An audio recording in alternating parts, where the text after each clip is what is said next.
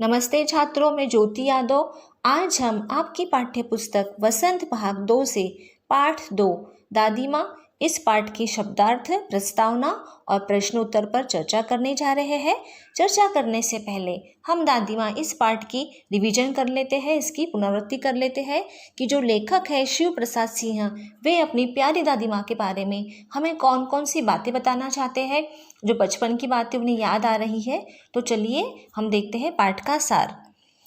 दादी माँ पाठ के लेखक शिव प्रसाद सिंह हैं। इस पाठ में लेखक ने अपनी दादी माँ का वर्णन किया है।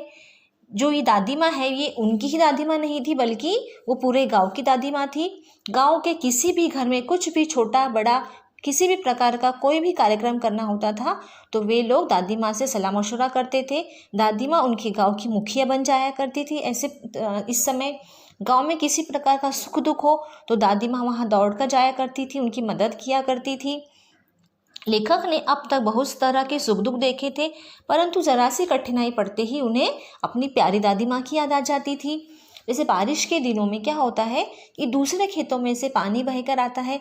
पानी के साथ में विभिन्न प्रकार की वनस्पतियाँ, पौधे, जो जड़ें होती हैं पौधों की, वो बहकर आती है और पानी एक जगह जमा होने से वो अलग विभिन्न बहुत गंध, एक विभिन्न प्रकार की गंध छोड़ता था। ऐसे झाग भरे गंध भरे पानी में लेखक और उनके मित्र मस्ती किया करते थे, है ना। उसमें बहुत जोर जोर से कूदते थे। तो क्या होता था कि इस तरह की मस्ती करने से लेखक जो है वो बीमार पड़ जाया करते थे। तो उनके मित्र उनकी हंसी उड़ाते थे, उनका मजाक, उनकी पीठ पीछे उनका मजाक उड़ाया करते थे, क्योंकि लेखक थोड़े से कमज़ोर थे।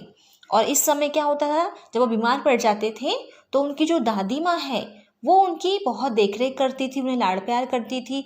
बीमार पड़ जाने पर दादी माँ लेखक को साबूदाने की खिचड़ी बनाकर देती थी, उसके साथ में नींबू दिया करती थी, उनके माथे पर पट्टियाँ रखती थी, है ना।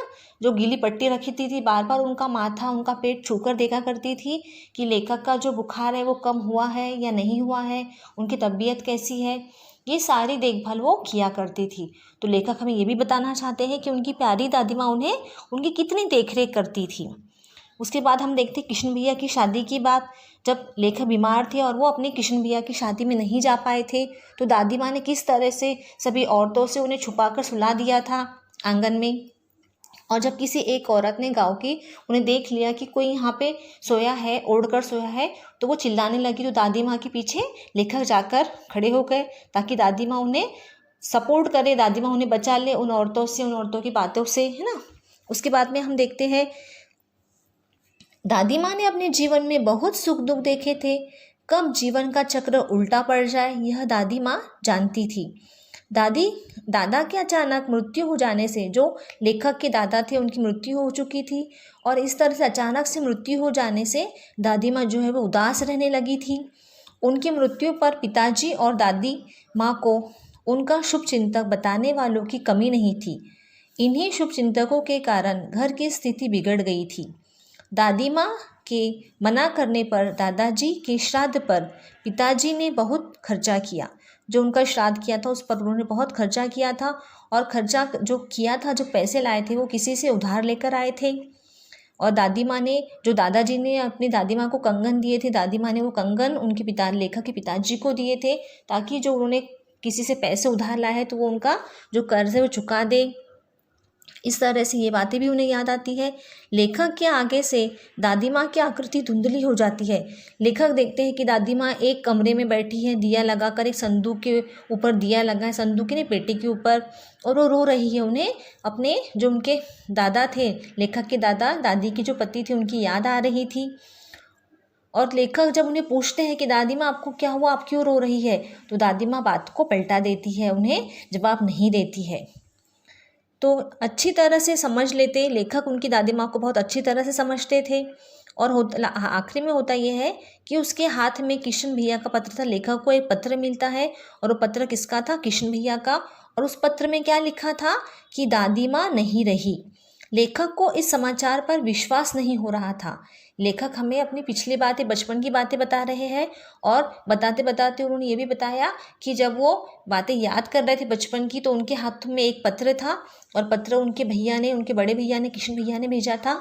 और उस पत्र में यह लिखा था कि अब दादी माँ नहीं रही। तो लेखक हमें अपने जीवन की सभी बातें बता रहे थे कि दादाजी का जब श्राद्ध किया जा रहा था तो उसमें कितना खर्चा किया गया था, दादी माँ ने किस तरह अपने कंगन उनके पिताजी को दिए थे ताकि वो जो उन्होंने पैसे किसी से उधार लिए वो उनका हिसाब चुकता कर दे। तो हमने दादी माँ इस पाठ का सार समझा, इसको एक बार फिर से समझ लिया। तो अब हम चलते हैं शब्दार्थ की तरफ, ठीक है।